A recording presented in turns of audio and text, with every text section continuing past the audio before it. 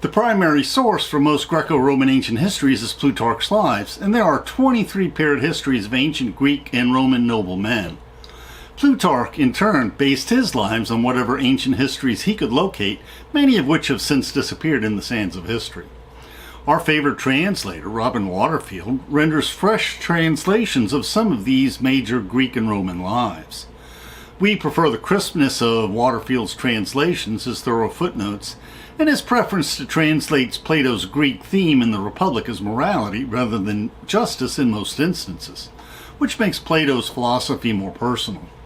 However, about half of the lives Robin Waterfield has never translated.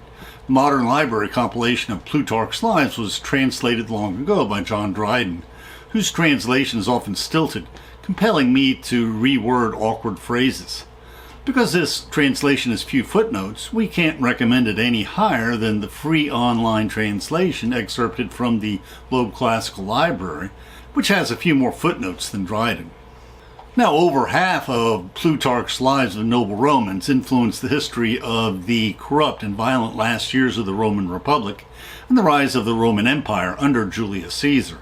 Our YouTube thumbnail, the painting on the death of Caesar, depicts the corruption and violence of the late Roman Republic, where Brutus and 60 other Roman senators conspired to assassinate Julius Caesar, hoping to reestablish the Roman Republic. And the prominent statues in the background illustrate the ancient history of Rome. Even that history was poisoned, as Brutus's distant relative centuries ago was celebrated for stabbing the last tyrannical Roman king to death. The many senatorial daggers stabbing Caesar to death in public show how violent the political struggles of the Roman Republic had become. And the frightened or appalled citizens and backwall senators in the painting foreshadow how this assassination would not be welcomed by either ordinary or prominent Romans, leading to the consolidation of power by the next Roman emperor, Caesar Augustus, also known as Octavian. Plutarch paired Greek and Roman lives based on their personalities and accomplishments.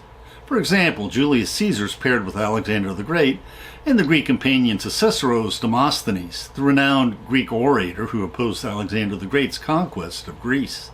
Now, Plutarch used Xenophon as one of his sources for his lives of the Spartan kings Agis and Agesilaus, Alcibiades, the lost life of Epaminondas of Thebes, and possibly Lycurgus of Sparta.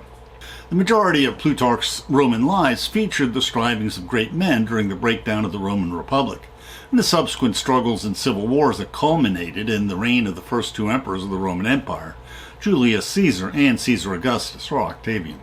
Plutarch is more interested in highlighting the moral and character strengths and weaknesses of the famous men of history than he is in revealing how these great men influenced historical events. For this reason, you cannot consult only Plutarch for a complete historical review. In our reflections, we will first view the history of the fall of the Roman Republic and the rise of the Roman Empire through the eyes of these great men of history, as depicted by Plutarch.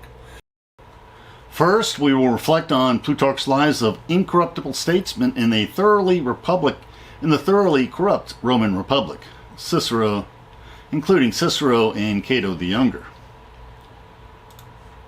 Next, we will reflect on Plutarch's lives of Romans during the political turmoil and violence during the agrarian revolt and social wars, which weakened the Roman Republic, which includes Gaius Marius, the brothers Tiberius and Gaius Gracchus, General Lucullus, General Sulla, and General Sertorius.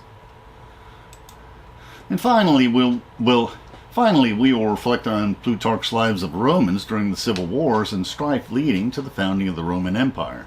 Pompey, Mark Antony, including Pompey, Mark Antony, Crassus, Brutus, and Julius Caesar, as well as Cleopatra.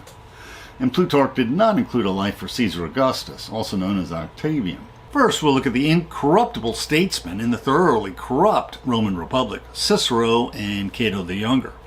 And next, we'll ponder the political turmoil and violence during the agrarian revolt and social wars which weakened the Roman Republic. This includes the lives of Gaius Marius, the brothers Tiberius and Gaius Gracchus, General Lucullus, General Sulla, and General Sertorius. And then we'll look at the civil wars and strife leading to the founding of the Roman Empire, Pompey, Mark Antony, Crassus, Brutus, and Julius Caesar, as well as Cleopatra. Now, Plutarch did not include a life for Caesar Augustus, also known as Octavian. And then we will reflect on the history of Rome by Livy, the 12 Caesars by Suetonius, and the Roman history by Cassius Dio. We may also consult the histories of Polybius and Diodorus Siculus. Plutarch consulted many of these ancient historians when composing his Roman lives.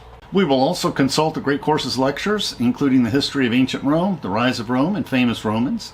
Rufus Fear's Famous Romans is the most entertaining of these sets of lectures. And his lectures are really modern-day versions of oral histories, and they demonstrate why oral histories are sometimes inaccurate. We will also reflect on the modern historian Will Durant's Caesar and Christ to update our ancient Roman historians. Like Plutarch, Will Durant is also a moral historian.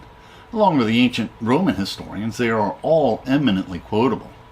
And we may also consult Edward Gibbon, since his decline and fall of the Roman Empire begins with the reign of Octavian. And the first volume of Plutarch's Lives has both a preface and introduction by two scholars, which includes both a biography and his objectives in writing the lives of Greeks and Romans. Plutarch was born to a wealthy family in a small town in Boeotia, Greece, near Thebes, in about 45 to 50 A.D. He had a happy marriage, and his wife Timoxena bore him at least 5 children, 4 sons and a daughter. Infant mortality was high in the ancient world, and 2 sons and his daughter died in childhood. One of his essays was a consolation to his wife after the death of their only daughter, giving the same advice that Marcus Aurelius would later give, that she should grieve only within reasonable limits, instead recalling their good fortune. Plutarch lived during the time of the good emperors at the height of the Roman Empire.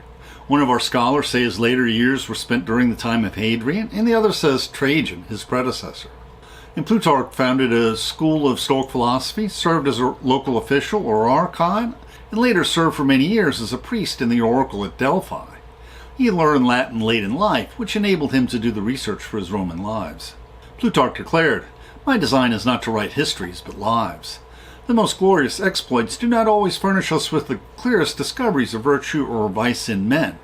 Sometimes a matter of less moment, an expression or a jest, informs us better of their character and inclinations than the most famous sieges, the greatest armaments, or the bloodiest battles."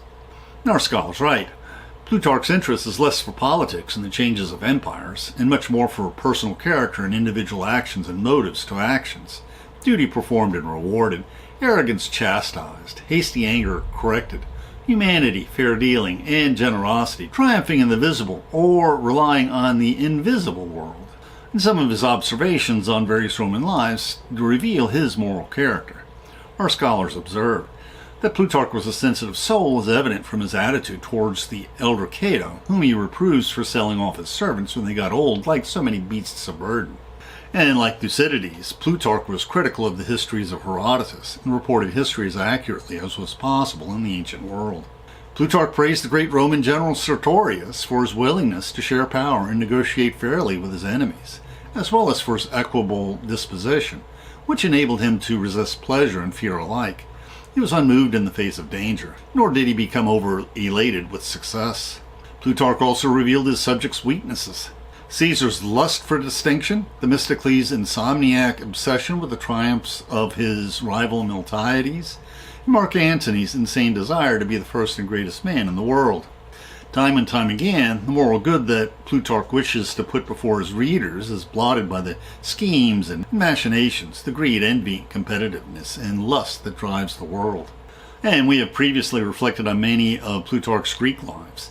In his life of Theseus, the mythical founding king of Athens, Plutarch confesses his inability to disengage fact from fable. Although his hero story on how Theseus defeated the half-man, half-bull Minotaur in the labyrinth beneath the Minoan palace was a central story, Plutarch dispatches the final struggle in just a few sentences. Plutarch tells us many moral anecdotes coined by Solon, the founding lawmaker and philosopher of Athens. And Plutarch and Herodotus tells us of the moral strengths and weaknesses and accomplishments of failures of Themistocles, who led the Athenians in defeating the Persians, but who later served as a Persian satrap in Asia after he was banished from Athens because of his corruption. And Plutarch reflected on the lives of many Greeks in the Peloponnesian Wars between Athens and Sparta and their allies. These were the world wars of the ancient world that spanned 2 generations. Perhaps a quarter of the male population of Greece were casualties in these wars.